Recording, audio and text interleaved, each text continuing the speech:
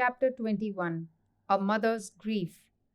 Sumantra and Guha stood watching the three figures as long as they could. When they disappeared from sight, they were plunged in sorrow and went back to Guha's town. After a while, Sumantra returned to Ayodhya.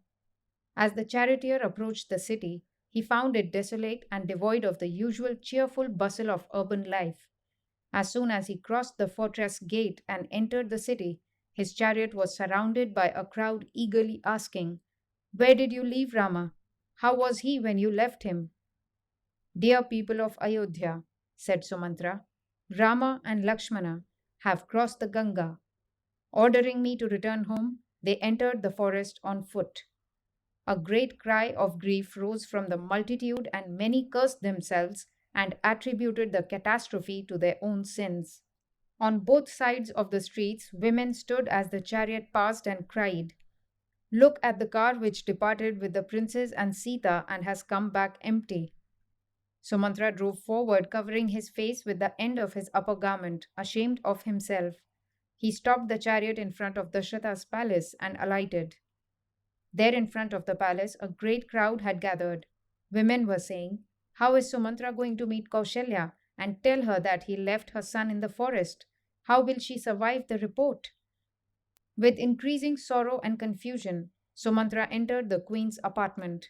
There he saw the king more dead than alive. In low tones, he spoke of Rama's message to the king, who heard it in heartbroken silence. Then Kaushalya, unable to control her wrath, addressed the king. "Here stands your minister who has returned from the forest after leaving my child to fulfill your command. Why are you silent? It was easy and pleasant to give boons to Kekai. Why are you ashamed of it now? Did you not know that this would be the result of what you did? You have honored your word. You may be happy over that, but who can share my sorrow with me? I have to bear it all. My grief cannot be reduced by your pain. No convention binds you to feel or appear to be grieved for what you have deliberately done. Why are you silent? You need not refrain from giving expression to sorrow for fear of offending Kekai, for she is not here. Surely you should inquire of Sumantra about Rama. Have you no humanity? Why do you try to suppress even natural feelings?" Her grief and love for Rama blinded her to the state of her husband's body and mind. Instead of lightening, she aggravated his suffering.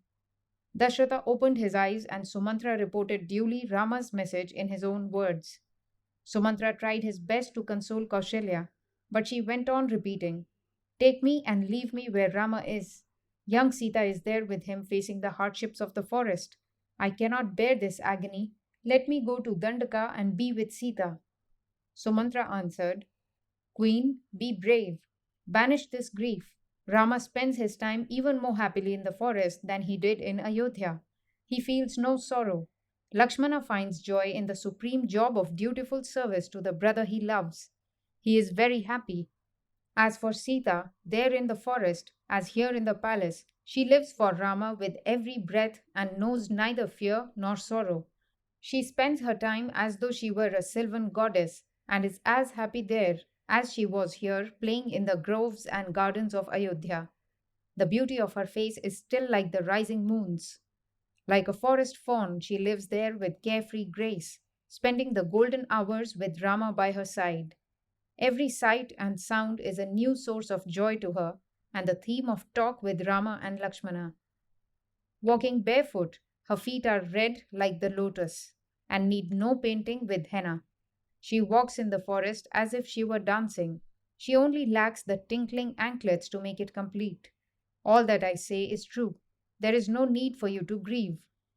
The three of them are fulfilling their sacred duty and offering an object lesson to the world. They are making the king's word good. Their life will be remembered and praised forever. Why then should we grieve for them?" With such talk, Kaushalya would be consoled for a while, but soon as she would break down again and cry, "Alas, alas, Rama, my child." Her grief seemed redoubled when she saw Sumantra come back, leaving Rama in the forest.